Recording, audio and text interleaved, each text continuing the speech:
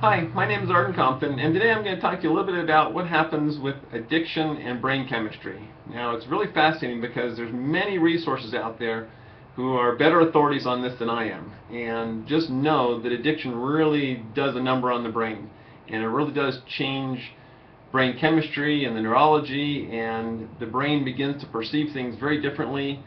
They sometimes call it the craving brain, where the brain becomes wired with these cravings for whatever the addiction is, whether it's a substance or a behavior. And it becomes one of the reasons that addiction is so hard to overcome, is because what is going on in the brain. And one of the underlying assumptions is that there's nothing that can be done about this. They just say, well, this is what happens in the brain, and people just kind of shrug their shoulders and they say, okay, because of this, now it's going to be really hard and it's going to take a long time to overcome addiction because look what happened to the brain over here. Well, I have a different message for you today, and that there is a way to basically rewire the brain again. If addiction rewires the brain in a bad way, there is a way to rewire the brain back in a good way, okay? And there are tools, methods that work very effectively with this. And one of my goals is to share those tools with as many people as I can, to empower as many people as possible to be able to get out of addiction. Addiction, well, the brain does a funny thing when a person becomes addicted. It begins to perceive something as good that's bad. For instance, tobacco is an easy example. It's bad to breathe in smoke, okay?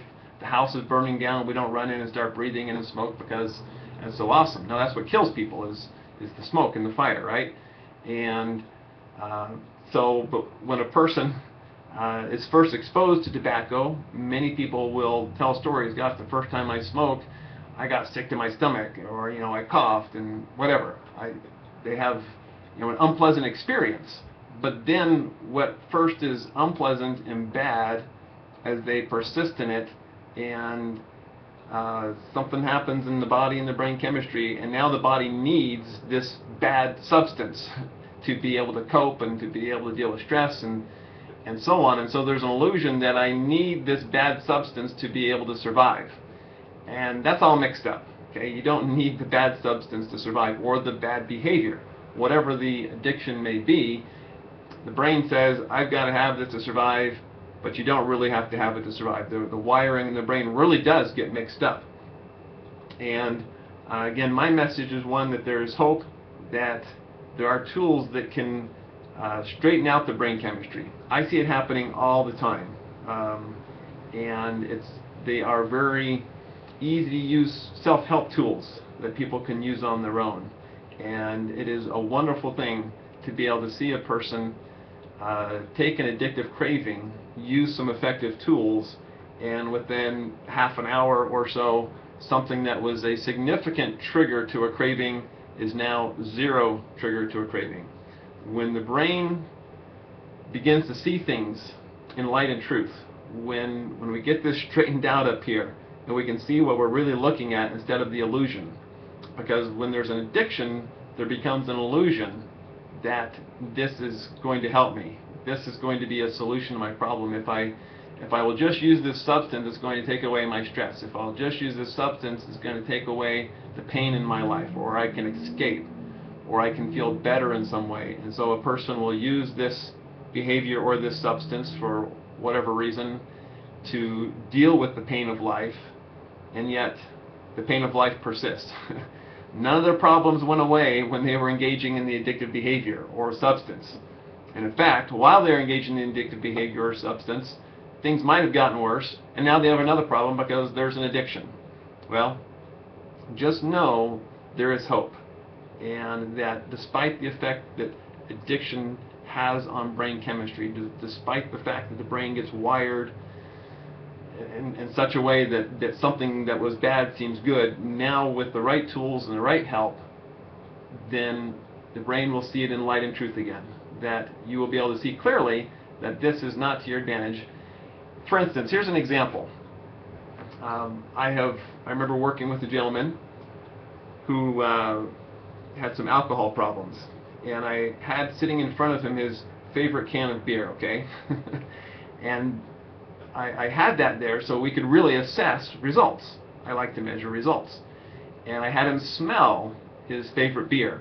As he smelled his favorite beer, he really liked it, okay? As I smelled it, I thought it stunk. Man, that stinks. I've never been a beer drinker. Beer stinks to me. To him, it's like, oh, wow, I love it. Gotta have it. Well, led him through some techniques that he would use on his own, shared some tools with him. Roughly a half hour or so later, I have him smell his beer again. And he says to me, whoa, what'd you do to my beer? It stinks now. Okay? That tells me that his brain chemistry changed. His brain no longer perceived that as good. His brain now is giving him the true indicator of this, and he perceived that it actually did stink. Okay? I've seen the same thing happen with many, many addictions. Tobacco, pornography. I work with pornography addiction quite a bit, where I will coach a person through using these tools. And as they use these tools, what an image that just seemed, and I don't show them the image, I have them picture an image in their own mind.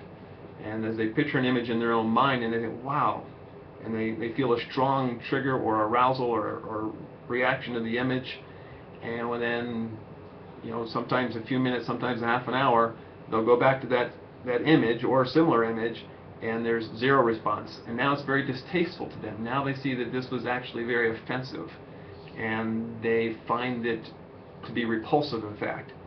And if a person finds something repulsive, then they don't have to work hard to resist going to it. They have no natural desire for it. When we see things in light and truth, there's no natural desire for things that are not good for us. So go to my blog, and I'd love to share with you the tools that can help you rewire your brain chemistry in the right way, so that addictive substances no longer are appealing to you, and in fact are repulsive, so that if you have any struggle at all with addiction, you can be free. You can be completely free. With God's help, all things are possible. And He's given us the right tools and the right information, the right principles, so that people can have what they need to break free of addiction. That is my hope for you. If you have any struggle with addiction, if you aren't addicted, then don't go there. Stay away from that stuff. But if you have any struggles with that, just know there is hope, and there are tools that can help you be free much faster than you probably suspect. Thank you, and God bless you.